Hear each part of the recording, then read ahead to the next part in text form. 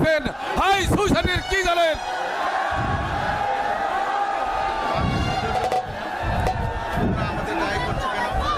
বিরিজিদের জন্য তোমরা আমাকে দায়ী করছো হে মাতৃ। সাবধান করে দিচ্ছি, এমন যেন আপনার মাথা খাওয়াতে হবে না।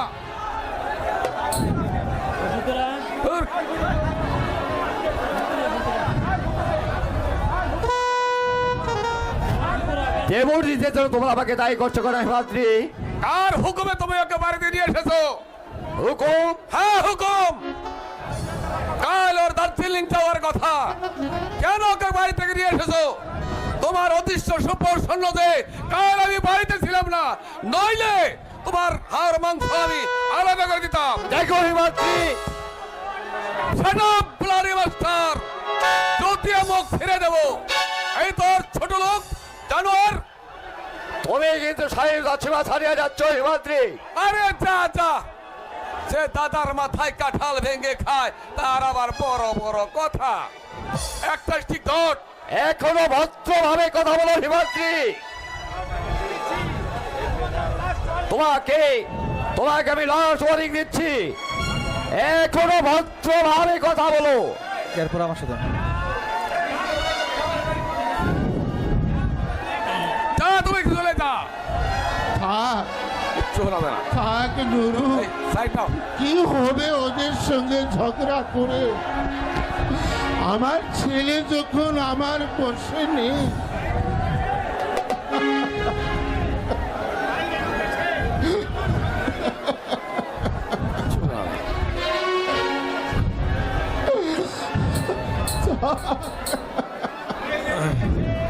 বাইরে বাইরের লোক এসে আমার বাড়িতে নাক গলাতে পারত না। ঝগড়া বিবাদ আমি করতে চাই না বাবা, কিন্তু ওরা যদি পায়ে পা দিয়ে ঝগড়া করতে আসে, আমিও ছেড়ে কথা বলবো না। এতদিন এতদিন অনেক ওদের অভদ্র উক্তি আমরা মুখ বুঝে সহ্য করেছি, কিন্তু আর নয়। দেখো মোদি, কি করবে? দেখো মোদি, কাল ছেলেটাকে চোরের মতো চুরি করে নিয়ে এসেছো। আমি যদি বাড়িতে থাকতাম তাহলে মজাটা টের পাইয়ে দিতাম। বৌমা, দেবু, এদিক চলে আয়। না, আমি যাব না। এখনো চলে আয় বলছি। না, সিগারেট আছে, আমি দাদু দিতে থাকবো। দেবো,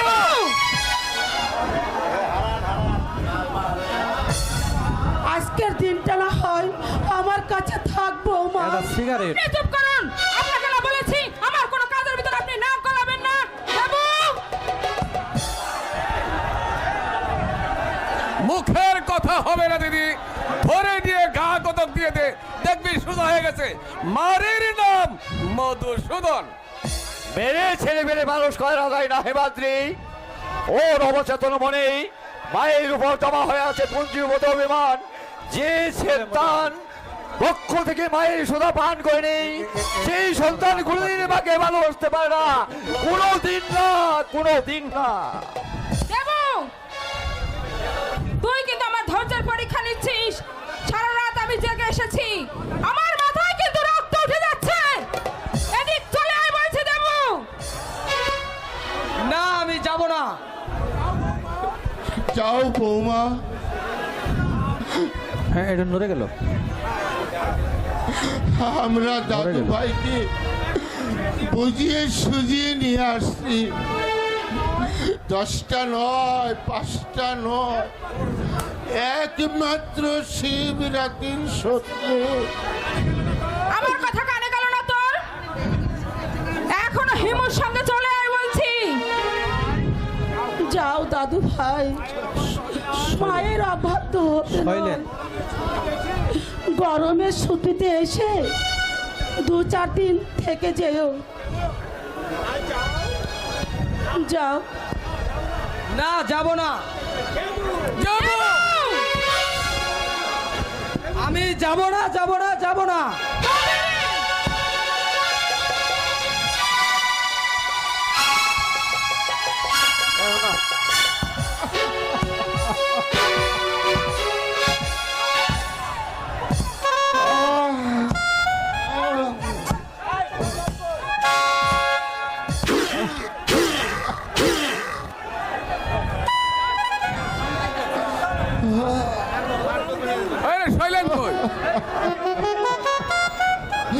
দাদু ভাই,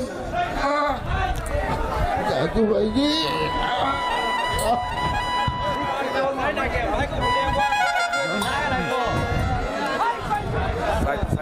দাদু ভাই, শর্মা শর্মা দাদু ভাই। আমার হাতটা তুমি ছেড়ে দাও না। আমি শেষ করে থামো। থামো। মাথা গরম করো না, যাও বিশ্রাম নাও। আমি ওকে নিয়ে আসছি। এই একরতি ছেলের তেজ দেখেছেন জামাই বাবু? এত মার খেলো তবে এক ফুটা চোখের জল পর্যন্ত নেই। বড় হলে যা একটা মাল হবে না, আর কইতে হবে না। বেঁচে থাকো বাবা, বেঁচে থাকো। বিংশ শতাব্দীর মুখ তুমি উজ্জ্বল করতে পারবে। তোমার মা বাবা আর ভাইয়ের স্পর্ধায় কিছু ওরা বলার এত নেই। খানিক হয়েছে, ওদেরকে তুমি নিষেধ করে দিও। আমার ছেলের জন্য কারো মায়া দেখাতে হবে না, এর নাম হচ্ছে মায়া রাক্ষসী। আমার ছেলের জন্য কারো দরদের নদীতে পণ ডুবতে হবে না। কেন এসব তুই কেন করলি? আয় আয় আমার সঙ্গে যাব, কিন্তু দিদাকে না ধাক্কা মারলো কেন? দাদুকে ছেলে ফেলে দিল কেন? দাদু ভাই, এর বিচার তোমাকে করতে হবে বাবা। দেব। তোমার মা বাবাকে যারা অশ্রদ্ধা করে, আমি তাদের শ্রদ্ধা করব কোন মুখে? তুমি এমন দামি পোশাক পরেছো, মা দামি শাড়ি পরেছে, দাদু দিদার কাছে ভালো কাপড় নেই কেন?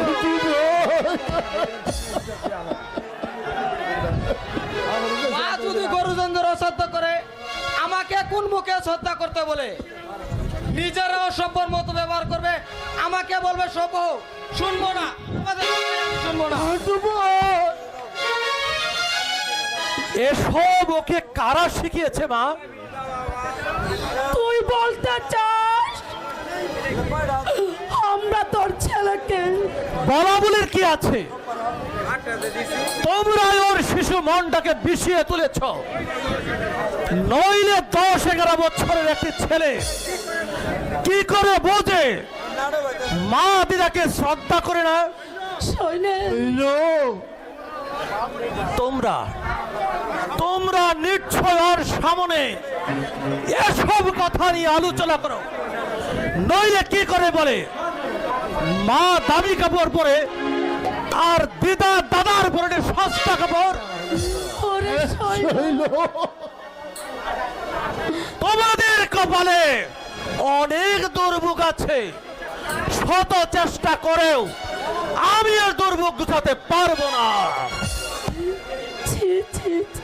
এইটুকু একটা ছেলে, তোমাদের কি এই মনোবৃত্তি? শর্মা যে দেবের শাড়ি পরবে তোমাকেও তাই পড়তে হবে? তুমি কি কচি খুকি? তুই বিশ্বাস কর বাবা, আমি গাছে মুখ দিয়ে চলি না বাবা। গায়ের জ্বালা আমি বুঝি। নরেনকে যদি আমার ফার্মে মোটা মাইনের একটা চাকরি দিতে পারতাম, তাহলে দেবুর কানে তোমরা কুমন্ত্র দিতে না। সৈন্য ওরে না, কিন্তু যতই তোমরা দেবুর কানে বিষ দেওয়ার চেষ্টা করো না কেন, নরেনের মতো অপদার্থের চাকরি আমার ফার্মে হবে না। আমি রাস্তা থেকে লোক ধরে এনে কাজ দেব, তবু ওই কুলাঙ্গারটাকে নয়। শৈল, আচ্ছা, এরপরে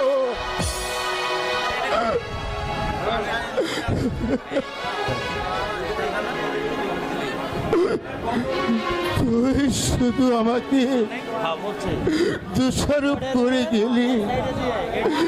ভগবান সাক্ষী, আমরা যদি দাদু ভাইকে কোনো যুক্তি দিয়ে থাকি, ভগবান যেন আমাদের বজ্রাঘাত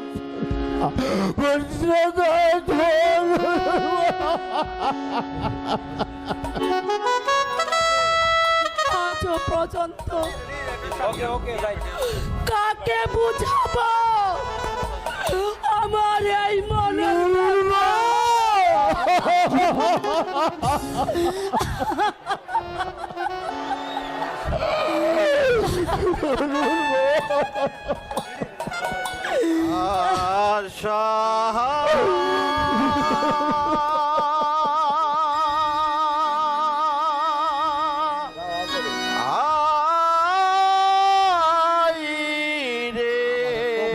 হারা আশা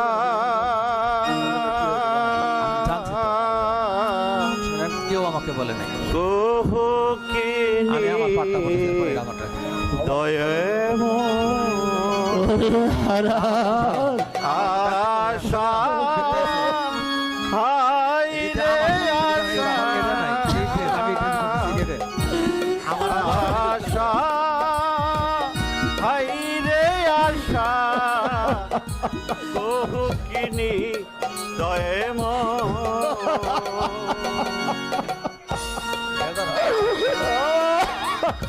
আমার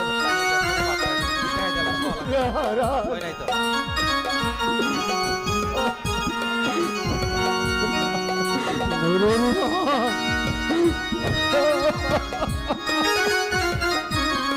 এরপরে কার পার আমার আগে কইছিলেন যে পরে আপনার পার আমার কেউ কইছে যে পরে আপনার পার ভেবেছিলাম আমি ওদিকে আমি মনে পিছনে। এই রাজেশ্বর নিয়তি হাসিতেছে উঠে ঘূর্ণি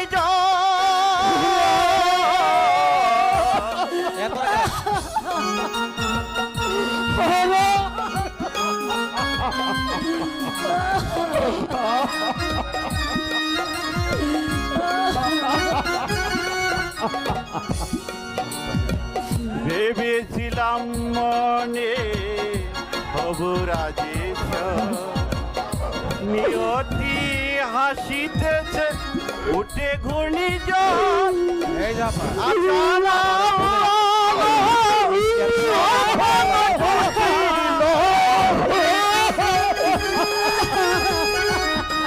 জানি জানি আমার পাট্টা আশা না পুরালো স্বপ্ন টুটিল ভাঙলো বালু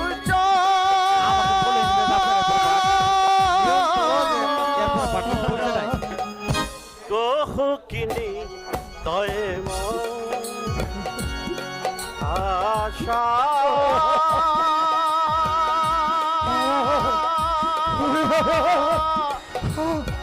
হাই রে আশা কোহকিনী তয়ে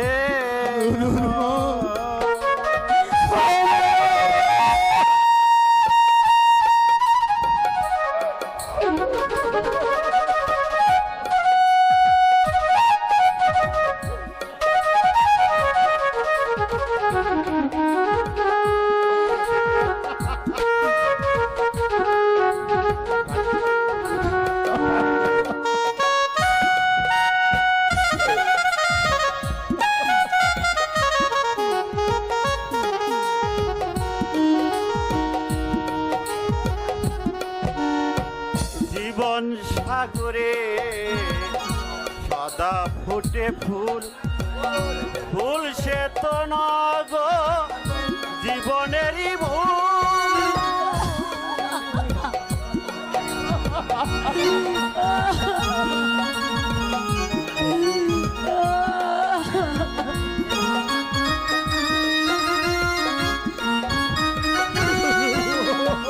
জীবন সাগরে সদা ফুটে ফুল সে তো নয় গো জীবনেরই ভুল, তবু আয়াস নয় আমি পারি না সারিতে।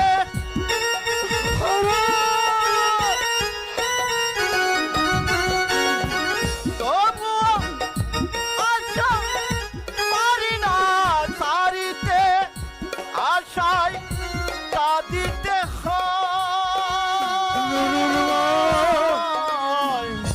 গহগিনী দয়াময়, গহগিনী দয়াময়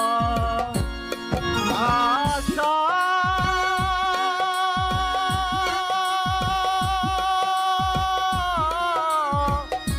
আইরে আশা গহগিনী দয়াময়। ওরে হারান, তুই ঠিকই বলেছিস হারান। আশা আশা শুধু মায়া মরিচিকা,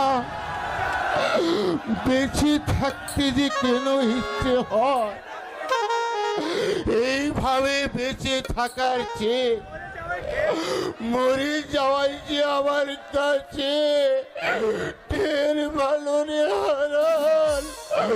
মরে যাওয়াই যে আমার কাছে ঢের ভালো।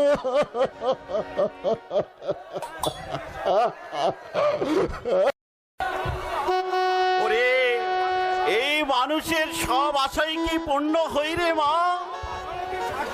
সব বাসনা কি সার্থক হয়?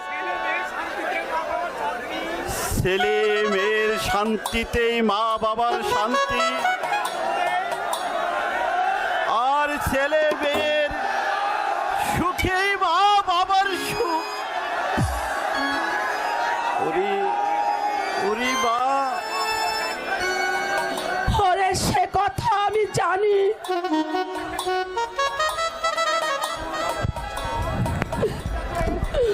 মনটা যে আমার বেকুল হয়ে উঠছে না। একটা সন্তানকে এই পৃথিবীতে আনতে মার যে কত যন্ত্রণা, সে একমাত্র মাই বোঝে, আর কেউ বোঝে না, আর কেউ বোঝে না, আর কেউ বোঝে না।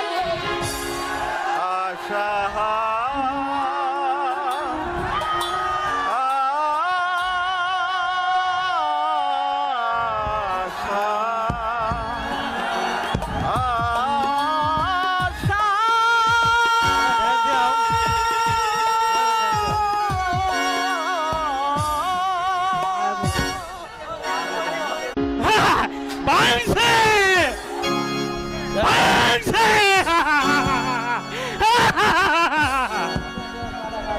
ভাঙছে, শুধু ভাঙছে,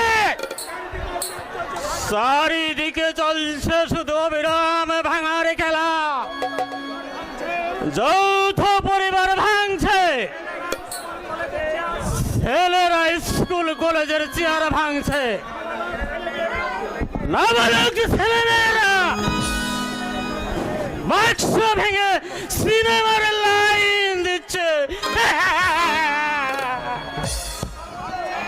রাজনৈতিক দাদারা দল ভাঙছে, স্ত্রী ভাঙছে স্বামীর বিশ্বাস। বিরাট এই ভাঙনের মধ্য দিয়ে আমরা আনন্দের অবক্ষয়ের তরি পেয়ে চলেছি, পেয়ে চলেছি, পেয়ে চলেছি।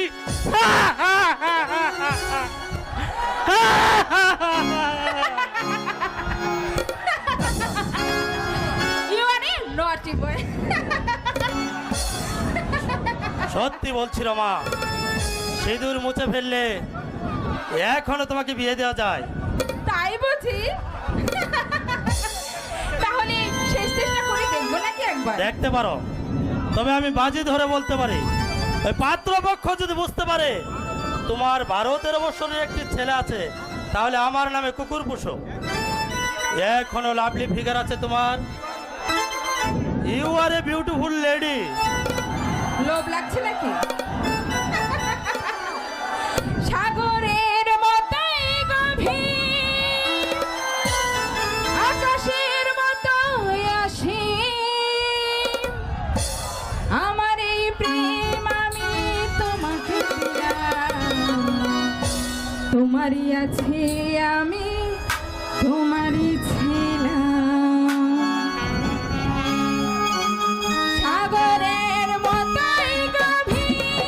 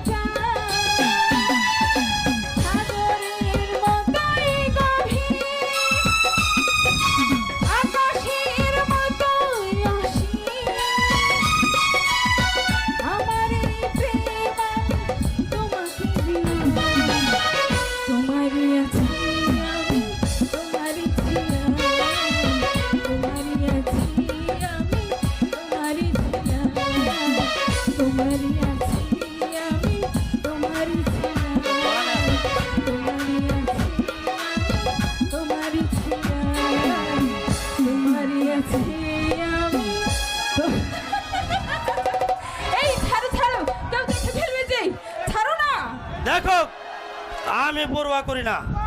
বাহ! বাহ! বলিহারি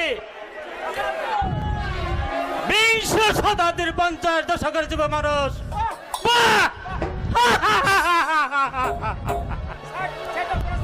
Shut up, rascal! আরে তুমি হচ্ছ জীবন্ত পাপ, বিবেকহীন নর পশু।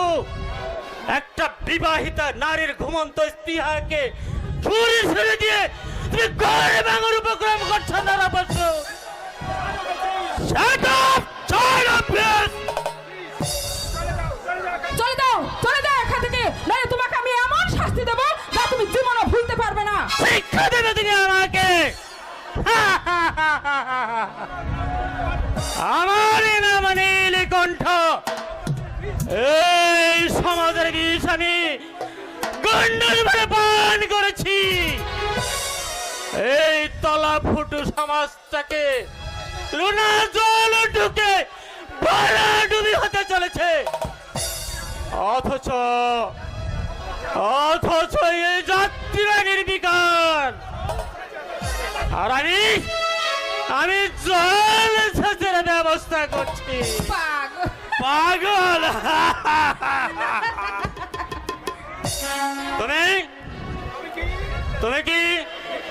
তুমি কি বিদ্যাসাগর উত্তম পুরুষ?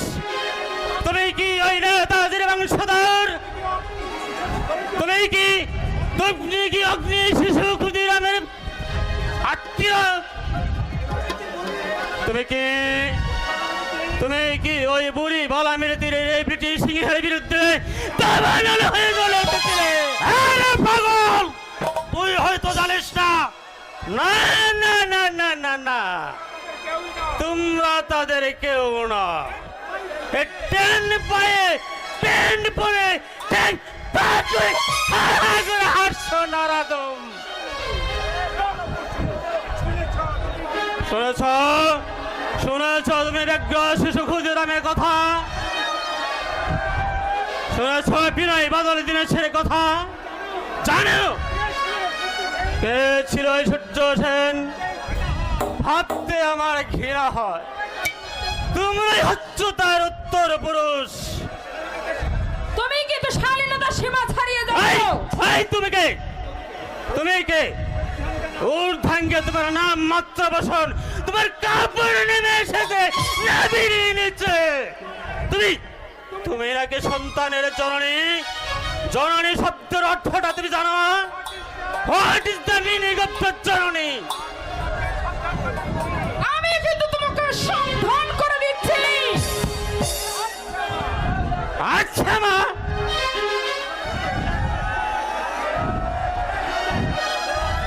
বিদ্যাসাগরের মতো বিরাট ব্যক্তির যিনি মা ছিলেন, তিনি কি তোমার মতোই না ভিড়ি নিচে কাপড় পরত? দেখ ফুটো লোক,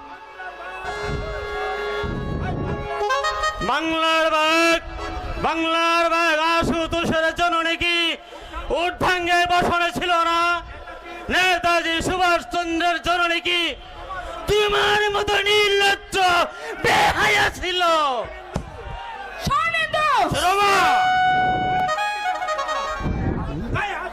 গায়ে হাত দিতে হবে না। আমি চলে যাচ্ছি, তবে তোমাকে যাবার বেলা আমি একটা কথা বলে যাচ্ছি।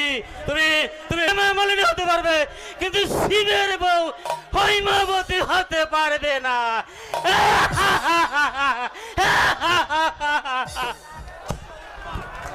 বড্ড উন্মাদ। এই তোটার কথাগুলো আমার গায়ে কাঁটা দিচ্ছে। মনে হচ্ছিল ওকে দুঃখা লাগিয়ে দেই। লেট মি হেম। চলো কোনো এক হোটেলে যাই। মাথাটা বড্ড ধরেছে, একটু বিয়ার না খেলে এই মাথা ছাড়বে না। চলো চলো।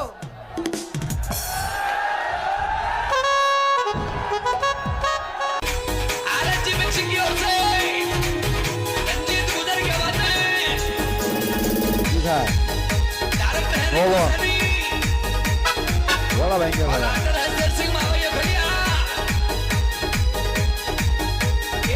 এখানে বাদ করতে গলা ভাঙে না, যখন দেখা দিবে যদি গলা ভাঙে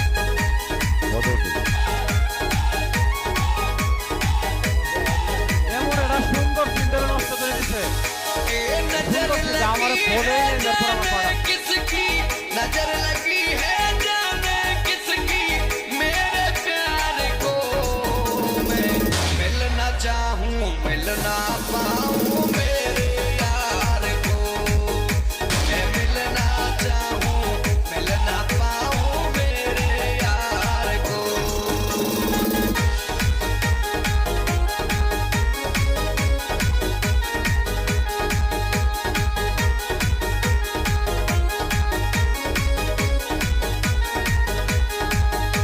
ये नजर लगी है जाने किसको मेरे प्यार को मैं मिलना चाहूं मिलना पाऊं मेरे यार को मैं मिलना चाहूं मिलना पाऊं मेरे यार को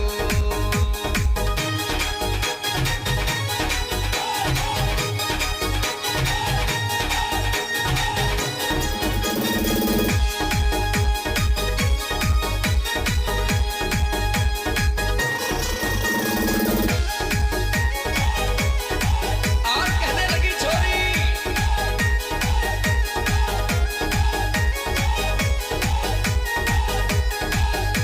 ये टूट गई उम्मीद हमारी रबी भी मुझसे रूठ गया देखा था जो सपना हमने पल में मेरा टूट गया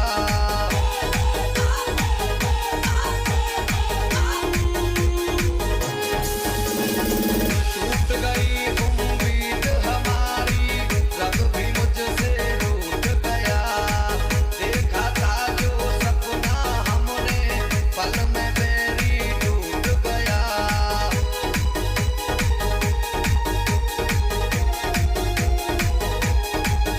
ये भुला दिया उसने मेरे को भुला दिया उसने मेरे को पहले इजहार को मैं मिलना चाहूं मिलना पाऊं मेरे यार को मैं मिलना चाहूं मिलना पाऊं मेरे यार को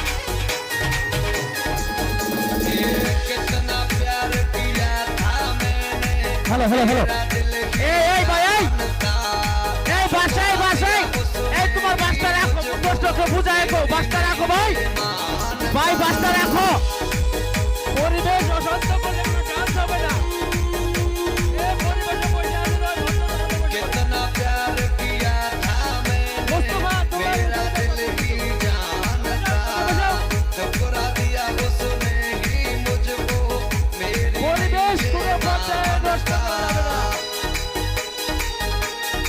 মুস্তফা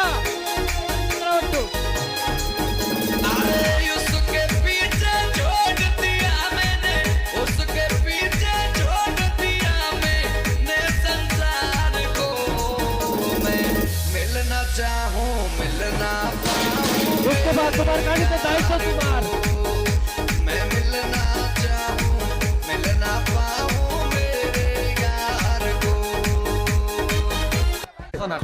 মালিকের সঙ্গে তাল মিলিয়ে চলতে না পারলে চাকরি থাকে আজকাল। ও আদর্শের ঘাড়িতে পাক খাচ্ছে দাদা, অথচ এটা বুঝে না আদর্শের নৌকা ফুটো হয়ে যে কোনো মুহূর্তে ভরাডুবি হতে পারে। অনন্তকে বলো দাদার সঙ্গে একবার দেখা করুক।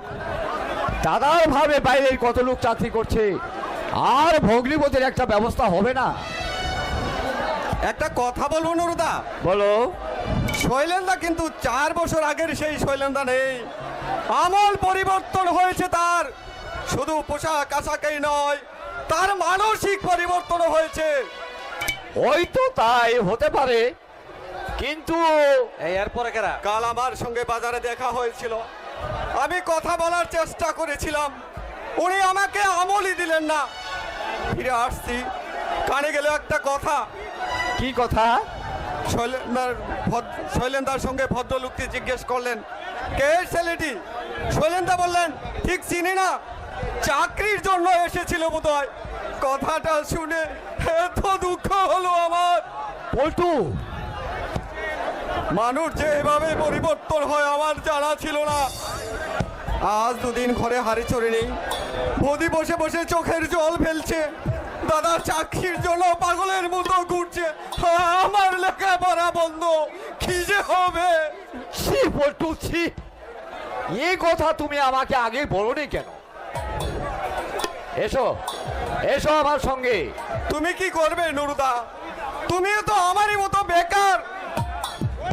ওরে ওরে বুকা, বেকার হলেও টিউশনি করে 30টা টাকা পাচ্ছি, খাওয়া পড়া দাদার ঘাড় ভেঙে চলছে, তুই 1 মিনিট থাকতে, অথচ বাপিকে মাসে মাসে 10টি করে টাকা পাঠাচ্ছি, 10 টাকা দিচ্ছি বাবার হাত খরচ, আর বাকি যা থাকে। ভাবলে সত্যি অবাক লাগে নুরুদা, তুমি শৈলেন্দার সুহদর ভাই, একজন সময়ের সিঁড়ি ভেঙে সৌভাগ্যের স্বর্ণ শিখরে উঠে গেছেন চলায় বলায় ভঙ্গিতে, আর তুমি ওরে পাগল, হাতের 5টা আঙুল কি সমান হয়? আমার এই দিন তুই তাছাড়া আমারও যদি প্রচুর অর্থ সম্পদ থাকতো, আমিও হয়তো দাদার মতো। না, তা যেতে না। আমি হলফ করে বলতে পারি, অর্থ থাকলেও তোমার মানসিক পরিবর্তন হতো না। যেতে তা ওদের কথা। চলো বাজার থেকে বাজার করে বাড়ি ঘরে ফিরে যাই, ভেঙে না পড়ে চেষ্টা করো, পথ একটা মিলবে। চলো। তাই চলো।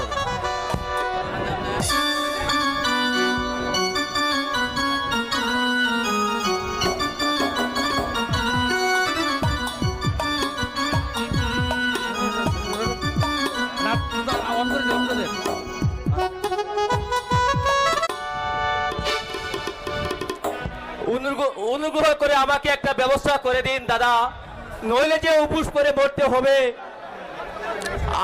আপনার ফার্মে না হয় আমাকে একটা ব্যবস্থা করে দিন। দেখো অনন্ত, একবার নয়, দুবার নয়, 3-3বার আমি তোমার চাকরির ব্যবস্থা করেছি, কিন্তু 1 বৎসরের উপর তুমি কোথাও টিকতে পারলে না। তারা যে আমাকে ইনলিগেল কাজ করতে বলেছে দাদা। করো অপদার্থ, যাদের পেটে ভাত নেই, পরনে কাপড় নেই, নেই মাথা গুজবার মতো একটা আস্তানা, তাদের আবার লিগেল ইনলিগেলের প্রশ্ন। তোমার দারিদ্র আমি কেন, স্বয়ং ভগবান এসেও কোথাতে পারবে না। আপনার ফার্মে না হয় আমাকে একটা ব্যবস্থা করে দিন দাদা। আমার ফার্মে তোমার মতো মহাপুরুষের চাকরি হবে না। তুমি আর নরেন দুজনই ক্ষণ জন্মা মহাপুরুষ। আদর্শ, সাধুতা আর সত্যবাদিতা তোমাদের জীবনের মূল মন্ত্র। যাও এখন আদর্শ দুয়ে দুয়ে জল খাও, আমার কিছুই করবার নেই। দুদিন আমরা উপবাসী দাদা, দয়া করে 2 টাকা আপনি আমাকে দিন। তোমার কাছে বোন বিয়ে দিয়ে আমি চুরের দায়ে ধরা পড়িনি। যে অপদার্থ বিয়ে করে স্ত্রী ভরণ পোষণ করতে পারে না, তার গলায় দড়ি দিয়ে মরাই উচিত।